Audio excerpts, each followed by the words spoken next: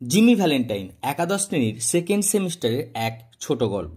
আমি আজ এই ভিডিওতে জিমি ভ্যালেন্টাইন থেকে যে প্রশ্নগুলো তোমাদের পরীক্ষায় আসতে চলেছে সেই প্রশ্নগুলো নিয়ে আলোচনা করব। এই সাজেশনটি তৈরি করা হয়েছে একেবারেই সায়েন্টিফিক্যালি, অনেক পর্যালোচনা, পর্যবেক্ষণ এবং অভিজ্ঞতার মধ্য দিয়েই কিন্তু এই সাজেশনটি তৈরি হয়েছে। তাই আমি আশা করছি যদি তোমরা এই প্রশ্নগুলোর আপাদমস্তক উত্তর তোমরা প্র্যাকটিস করে যাও, নির্দ্বিধায় নিঃসন্দেহে তোমরা কমন পেতে চলেছ। এই প্রসঙ্গে আর একটা কথা বলে রাখি যে আমি সাজেশন ভিত্তিক যে প্রশ্নগুলো নিয়ে আলোচনা করব তার উত্তরগুলো নিয়েও আলোচনা করব।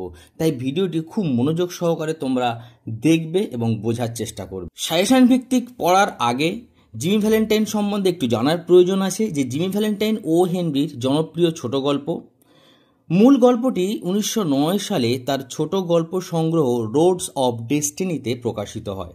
1910 সালে পল আর্মস্ট্রং এই গল্পটিকে মঞ্চের নাটকে পরিণত করেন। মঞ্চায়নের ফলে গল্পটি দারুণভাবে জনপ্রিয় হয়।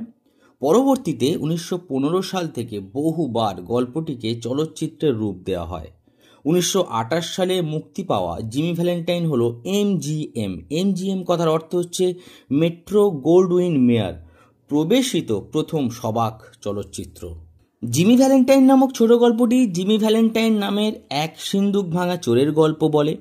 জেল থেকে ছাড়া পেয়ে সে আবার চুরি করতে শুরু করে। তারপর সে এলমোরে যায়, ব্যাংক মালিকের মেয়ে অ্যানাবেলের প্রেমে পড়ে এবং অপরাধমূলক কাজকর্ম ছেড়ে দেবে বলে মনস্থির করে। ওখানে সে র্যালফ ডিসপেন্সার নাম নিয়ে জুতোর দোকান খোলে এবং সাফল্য অর্জন করে। ঠিক যখন সে তার এক পুরনো বন্ধুকে তার চুরি করা সরঞ্জাম দিতে যাচ্ছে প্রায় তখনই গল্পের মধ্যে একটি নাটকীয় মোড় লক্ষ্য করা যায়। বেন প্রাইস নামক গোয়েন্দা তাকে চিনতে পারে যখন অ্যানাবেলের বাবা তাকে নতুন সিন্ধুকগড় দেখানোর জন্য ব্যাংকে আসার কথা বলে। ব্যাংকে যখন সকলে নতুন সিন্ধুক দেখে, একটি ছোট্ট মেয়ে দুর্ঘটনাবশত নতুন সিন্ধুকে আটকে পড়ে। অ্যানাবেল তাকে আটকে পড়া মেয়েটিকে উদ্ধারের আর্জি জানায়। এটা তার জন্য দুর্ভাগ্য ডেকে আনবে সেটা ভালোভাবে জেনেও মেয়েটিকে উদ্ধার করতে সে তার চুরি করার সরঞ্জাম ব্যবহার করে। বেন প্রাইস সবটা লক্ষ্য করেন। জিমি যখন আত্মসমর্পণ করে, বেন প্রাইস তাকে আদৌ না চেনার ভান করে এবং চলে যান। গল্পটি আকর্ষণীয় এর নাটকীয় দ্বন্দ্বের জন্য, শ্লেষ, হাস্যরস ও উৎকণ্ঠা এবং বিশেষভাবে এর চমকপ্রদ পরিসমাপ্তির কারণে গল্পটি বিশেষভাবে উল্লেখযোগ্য। তো চলো শুরু করা যাক সাজেশনের মূল অংশে। যাওয়ার আগে বলি, যারা এই চ্যানেলে নতুন অবশ্যই করে চ্যানেলটিকে সাবস্ক্রাইব করে রাখবে। ভিডিওটি ভালো লাগলে বন্ধুদের সঙ্গে শেয়ার করতে একেবারেই ভুলো না। অপটিমিস্টিক স্টাডি চ্যানেলের তরফ থেকে তোমাদের সকলকে জানাই আন্তরিক শুভেচ্ছা।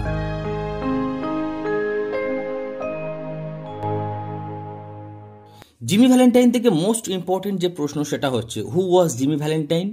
Why was Jimmy sent to prison? What advice and things did Jimmy get from the prison official at the time of his release? মানে জিমিকে কেন জেলখানায় পাঠানো হয়েছিল? কারা আধিকারিকদের কাছ থেকে মুক্তির সময় জিমি কি উপদেশ ও জিনিস পেয়েছিল?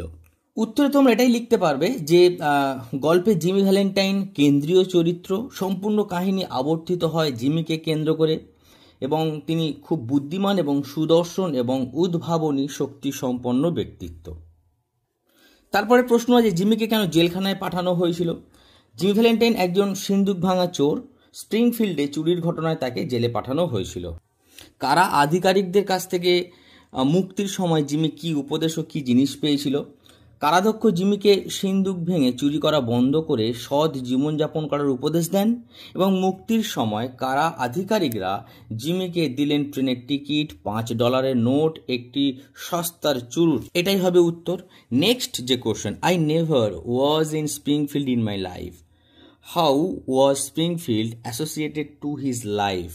মানে আমি জীবনে কখনো স্প্রিংফিল্ডে ছিলাম না। প্রশ্ন হচ্ছে স্প্রিংফিল্ড কিভাবে বক্তার জীবনের সঙ্গে যুক্ত? উত্তরে এটাই লিখতে হবে যে স্প্রিংফিল্ড হলো সেই জায়গা যেখানে জিমি ভ্যালেন্টাইনকে সিন্দুক ভাঙার কাজে নিযুক্ত করা হয়েছিল, যেটি করার জন্য সে ধরা পড়ে গিয়েছিল। জিমি মনের দিক থেকে ভালো মানুষ এই বিশ্বাসে তার জেল থেকে মুক্তি পাওয়ার আগের দিন জেলের কারাধ্যক্ষ জিমিকে তার সিন্দুক ভাঙার কাজে নিযুক্ত না হয়ে একটা সাদাসিধে সৎ জীবনযাপন করার উপদেশ দেন। প্রত্যুত্তরে জিমি বলে যে সে জীবনে কোনো দিন সিন্দুক ভাঙেনি এবং কখনো স্প্রিংফিল্ডেও যায়নি, যদিও ব্যাপারটি হাস্যকর। 3 নম্বর important question, Jimmy Valentine where and how taste sweet joys of liberty. Jimmy Valentine কোথায় এবং কিভাবে মুক্তির স্বাদ গ্রহণ করলো? উত্তরে তোমাদের এটাই লিখতে হবে যে যখন সে জেল থেকে ছাড়া পেল তারপর সে সোজা একটা রেস্তোরাঁয় গিয়েছিল এবং সে প্রায় 10 মাস পর মুক্তির আনন্দের স্বাদ গ্রহণ করলো। মুক্তির স্বাদ আনন্দে গ্রহণ করে সে একটা ঝলসানো মুরগির মাংস, 1 বোতল হোয়াইট ওয়াইন এবং একটা চুরুট, যার মান সেই চুরুটের থেকে ভালো যেটি কারাধ্যক্ষ থেকে ছাড়া পাওয়ার সময় দিয়েছিল। এই ব্যাপারটা একটু ব্যাখ্যা করে লিখতে হবে। Next question, who was Ben Price, what did he know of Jimmy's habit. মানে বেন প্রাইসকে জিমির ব্যাপারে তিনি কি জানতেন? উত্তরে কি লিখতে হবে? বেন প্রাইস ছিলেন একজন নামজাদা গোয়েন্দা। তিনি জিমির চালচলনের সঙ্গে সুপরিচিত ছিলেন এবং সিন্দুক ভাঙা চোরটিকে হাতে নাতে তিনি ধরতে চেয়েছিলেন। এবারে প্রশ্ন হচ্ছে জিমির ব্যাপারে তিনি কি জানতেন? জিমির ব্যাপারে তিনি জানতেন বেন প্রাইস জিমির চালচলনের সঙ্গে পরিচিত ছিলেন, তিনি লম্বা লাফ দিতে পারতেন, জিমি চম্পট দেওয়া, তারপরে কোনো সহযোগী না রেখে চুরি করা, শৌখিন সমাজের সঙ্গে ওঠা বসা করা, এই ব্যাপারটা ডেসক্রাইব করে লিখতে হবে। তো retrace Jimmy Valentine's course of action from the moment he is granted parole to the time he reaches his room. জেল থেকে মুক্তি লাভের পর থেকে নিজের ঘরে পৌঁছানো পর্যন্ত সময়কালের মধ্যে জিমি যে কাজগুলি করেছিল তার বিবরণ দাও। এখানে তোমাদেরকে একটু ডিটেলসে লিখতে হবে যে জিমি ভ্যালেন্টাইন গভর্নর কর্তৃক ক্ষমা পেয়ে জেল থেকে ছাড়া পেয়েছিল রেলের একটা টিকিট আর $5 একটা বিল সমেত, এবং নতুন জীবনযাপন করার জন্য তাকে উপদেশ দিয়েছিল। কিন্তু যখন সে জেল থেকে বের হয়েছিল তখন কিন্তু বাইরের পাখির গান, ফুলের গন্ধ এগুলোকে অগ্রাহ্য করে সোজা চলে গেছিল রেস্তোরাঁর দিকে। তিনি সদ্যপ্রাপ্ত স্বাধীনতা উপভোগ করেছিল একটা ঝলসানো মুরগির মাংস, 1 বোতল হোয়াইট ওয়াইন আর কারাধ্যক্ষের দেওয়া চুরুটের থেকে উন্নত মানের একটা চুরুট দিয়ে। তারপর সে ধীরে সুস্থে ডিপোর দিকে এগিয়ে গেল। সেখানে সে একজন অন্ধ লোককে এক সিকি দিয়েছিল আর ট্রেনে চড়েছিল। এই ব্যাপারটা পুরো ব্যাখ্যা করে লিখতে হবে। তারপর জিমি মাইক ডোলানের ক্যাফেতে গিয়ে পৌঁছালো। এই পর্যন্ত লিখলে নোটসটা সম্পূর্ণ হবে। Next question, how did Jimmy establish himself in এলমোর, what did Jimmy right to his friend after his success. মানে এলমোরে জিমি কিভাবে নিজেকে প্রতিষ্ঠা করে আর সাফল্য লাভের পর জিমি ভ্যালেন্টাইন তার বন্ধুকে চিঠিতে কি লিখলো। দেখো, নোটস যে সহায়িকা বই থেকেই তোমাদের মুখস্থ করতে হবে এরম কোনো ব্যাপার নেই। যদি টেক্সট বুকটাকে একেবারে খুঁটিয়ে খুঁটিয়ে পড়ো তাহলে কিন্তু নোটস তৈরি করা তোমার পক্ষে অসম্ভব কিছুই নয়।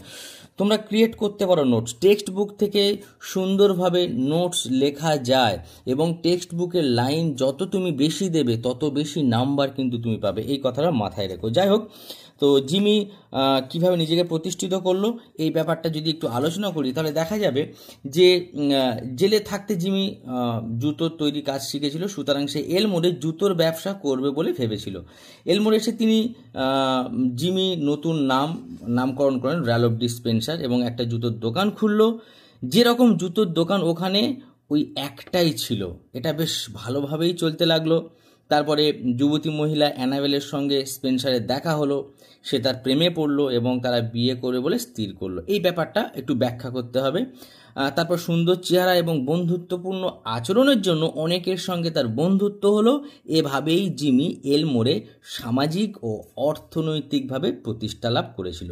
এবারে জিমিকে যে চিঠিটা লিখেছিল, জিমি তার বন্ধু বিলিকে চিঠি লিখেছিল যে সে সৎভাবে রোজগার করছে এবং সোজাসাপটা জীবনযাপনের সংকল্প করেছে। সেটা লিখেছিল যে সে আর কোনোদিন কোনো অন্যায় কাজ করবে না। সে তাকে জানিয়েছিল দুনিয়ার সেরা মেয়েটিকে বিয়ে করার কথা এবং বিলিকে তার চুরির করার সরঞ্জাম উপহার হিসাবে সমস্তটা দেওয়ার ইচ্ছা প্রকাশ করেছিল চিঠির মাধ্যমে। তারপর describe the contents of Jimmy's suitcase. Why does gaze fondly at them, মানে জিমির সুটকেসের যে জিনিসপত্রগুলো ছিল সেগুলোর বর্ণনা দাও, আর সেগুলোর দিকে জিমি মমতা ভরা দৃষ্টিতে তাকিয়েছিল কেন। দেখো, ওর জিনিসপত্রের মধ্যে ছিল শীত কাটার যন্ত্রপাতি একটা সম্পূর্ণ সেট, ইস্পাত দিয়ে তৈরি নকশার তুরপুন, ধাতব পাত ফুটো করার যন্ত্র, সাঁড়াশির মুখ, ছোট ধাতব যন্ত্র, যার মধ্যে ছিল জিমির নিজের আবিষ্কার করা 2-3টি অভিনব যন্ত্রপাতি। টেক্সট বুকে সুন্দরভাবে দেওয়া আছে, ওখান থেকে তোমরা নির্দ্বিধায় লিখবে। নেক্সট কোশ্চেন খুব important. Mister Ralph D Spencer, the phoenix that arose from Jimmy Valentine's ashes, why does the author compare Jimmy Valentine to phoenix? লেখক কেন ফিনিক্সের সঙ্গে জিমি ভ্যালেন্টাইনের তুলনা করেছেন? Most important.